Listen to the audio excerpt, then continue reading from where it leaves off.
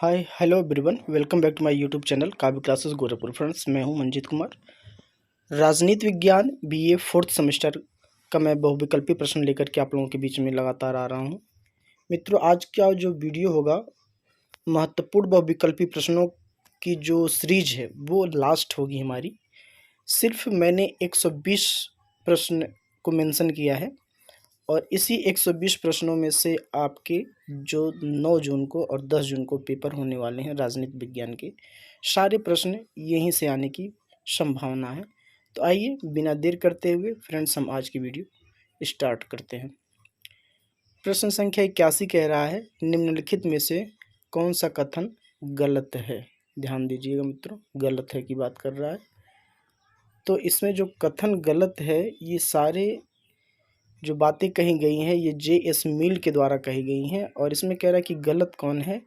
तो मित्रों, मिल स्त्रियों को मताधिकार प्रदान करने के पक्ष में नहीं है, ऐसा मिल नहीं कहता। ये कथन गलत है। प्रश्न संख्या 82 कह रहा है, कौन सा ग्रंथ लास्की ने नहीं लिखा। मित्रों, नहीं लिखा, तो इसमें जो लास्की ने नहीं लिखा है वो है द सेटिकिन सर्विस। अगला प्रश्न है, जर्मनी आदर्शवाद का ब्रिटिश उदारवाद के साथ समन्वय करने का श्रेय किस विचारक को प्राप्त है। तो मित्रों, ये ग्रीन को प्राप्त है। प्रश्न संख्या 84, राज्य का वास्तविक आधार शक्ति नहीं वरन इच्छा है, ये कथन किसका है। मित्रों, ये कथन ग्रीन का है। बहुत ही इंपॉर्टेंट क्वेश्चन है। संपत्ति के संबंध में ग्रीन का विचार है, तो इसका जो विचार है मित्रों, ये उदारवाद का विचार है। बढ़ते हैं अगले प्रश्न पर। सारे प्रश्न मित्रों बहुत ही महत्वपूर्ण है।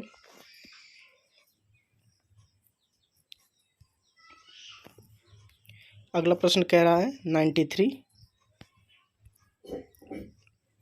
राष्ट्रीय राज्य को महिमा युक्त करने वाला विचारक कौन है। तो मित्रों, ये हिंगल है। नेक्स्ट क्वेश्चन है मित्रों, मार्क्स के अनुसार मार्क्स क्या कहता है। वो कहता है धर्म लोगों के लिए अफीम है। प्रथम वैज्ञानिक समाजवादी विचारक था। तो मित्रों, बहुत ही इंपॉर्टेंट प्रश्न है। मार्क्स ऐसा कहता है। मजदूरों का देश नहीं होता, ये किसने कहा है। ये भी कार्ल मार्क्स द्वारा कथन कहा गया है कि मजदूरों का कोई देश नहीं होता, दुनिया के सारे मजदूर इकट्ठा हो जाओ, तुम्हें पाने के लिए सारा जहां है, खोने के लिए कुछ भी नहीं। तो इस तरह की बात करता है। मार्क्स और मार्क्स के अनुयायी निम्न में से किस पर जोर देते हैं।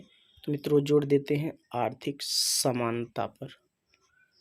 प्रश्न संख्या 98, 98, मार्क्स की विचारधारा का अंतिम लक्ष्य है। क्या अंतिम लक्ष्य है उसका। वो चाहता है कि वर्ग विहीन और राज्य विहीन समाज की स्थापना। वो वर्ग का विरोधी था और राज्य का भी विरोधी था, तो ऐसे राज्य की स्थापना की वो बात करता है। क्वेश्चन नंबर 99 फ्रेंड्स कह रहा है,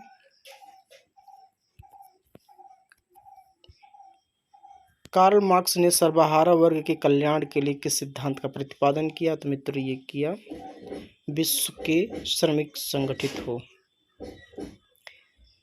मार्क्स ने निम्न में से कौन सी पुस्तक की रचना की। तो मित्रों, ये रचना की है प्रॉपर्टीज ऑफ फिलॉसफी की।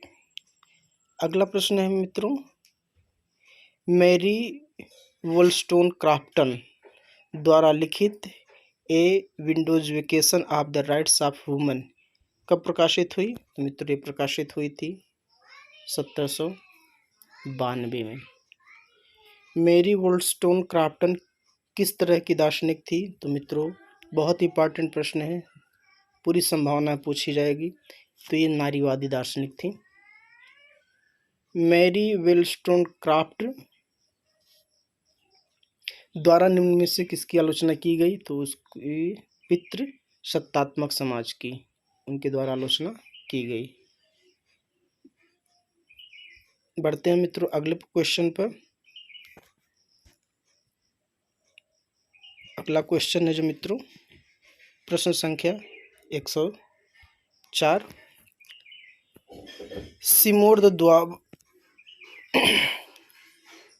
सिमोन द बोउआर किसकी रचना है? तो मित्रों ये रचना है, आप देख सकते हैं सभी इस पे आंसर लगा है कि कौन सी रचना है। इसमें हमने थोड़ा सा गलत लिख दिया है, सिमोन द बोउआर की कौन सी रचना है, तो इसमें सभी उनकी रचनाएं हैं। मित्रों अगला प्रश्न है, रोजो लग्जमबर्ग ने डाई इंटरनेशनल की स्थापना कब की? तो मित्रों ये अगस्त 1914 में की, जब प्रथम विश्व युद्ध चल रहा था, 1914 का दौरान। जॉन रॉल्स का जन्म कब हुआ था? जॉन रॉल्स का जन्म मित्र हुआ था 1921 में। जॉन रॉल्स किसका विरोधी था? तो मित्र ये उपयोगितावाद का विरोधी था। अगला प्रश्न है, एक्सपीरियंस एंड इट्स मोड्स पुस्तक कब प्रकाशित हुई? तो 1933 में।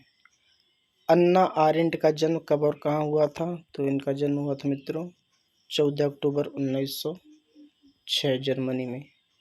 प्रश्न संख्या 110 है, द ह्यूमन कंडीशन किसकी रचना है? The human condition Anna aren't की रचना है मित्रों। अगला प्रश्न है, प्रश्न संख्या 121, मिश्रित संविधान का समर्थक किसे कहा जाता है? अरस्तू को। सुमेलित कीजिए मित्रों। तो जो ऑन लिबर्टी है मित्रों, इसका जो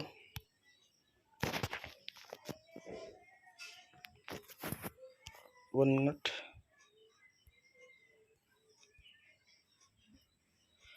ऑन लिबर्टी मित्रों ये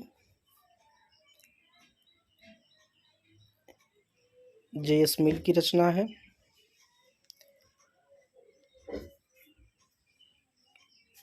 और दूसरा मित्रों है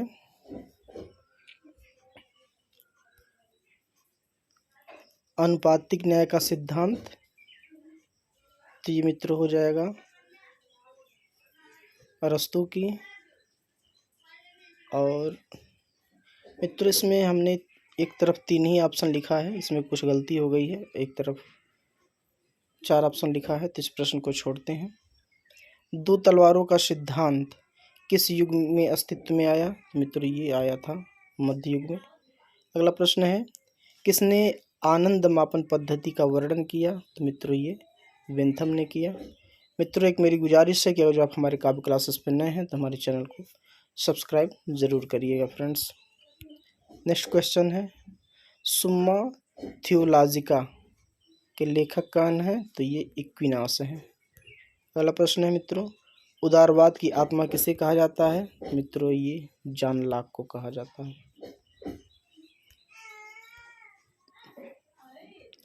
तो मित्रों ये था आज का हमारा वीडियो, और 3 प्रश्न और बचे हैं, तो फटाफट इसको भी हम लोग हल कर लेते हैं। शक्तिशाली का हित ही न्याय है, तो इस तरह की बात मित्र कौन करता है? थ्रेसिमेकस कहते हैं।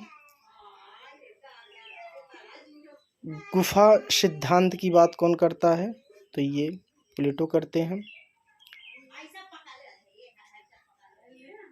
स्वर्णिम संतुलन,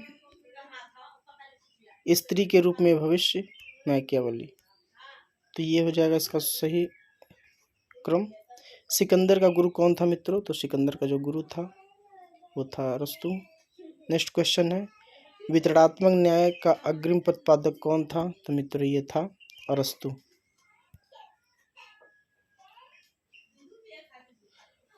सॉरी मित्रों, जॉन रॉल्स था।